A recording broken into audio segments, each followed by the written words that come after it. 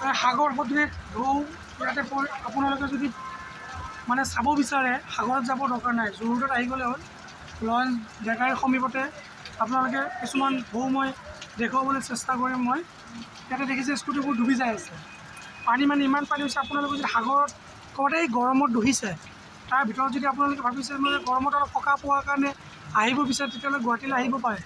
গুৱাহাটীৰ একদম আপোনাৰ ওচৰ জোৰ তিনিআলিৰ ওচৰত সমীপেশত আপোনাৰ লয়ন্স ডেকাৰীৰ ওচৰত আপোনালোকে সাগৰ সদৃশ ঢৌৰ অনুভূতি আপোনালোকে পাব।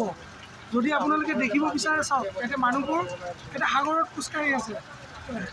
হয়, আপোনালোকক মই ডাঙৰ ডাঙৰ ঢৌবোৰ দেখুৱাবলৈ মই চেষ্টা কৰিম। ইয়াতে গাড়ীবোৰ জাম হৈ আছে। হাতীগড় চাৰিআলি জেগাটো জু তিনিআলি, হাতীগড় চাৰিআলি জানে, লয়ন্স বেকাৰী বুলি কওঁ। হয়, এতিয়া আপোনালোকে দেখা পাব সাগৰতে ঢৌ এটা আহি আছে আমাৰ ওচৰলৈ। হয়, এইবোৰ চাব সাগৰতে ঢৌ, এই সাগৰ সদৃশ ঢৌ দেখিছে ন, এইবোৰ সাগৰ সদৃশ ঢৌ।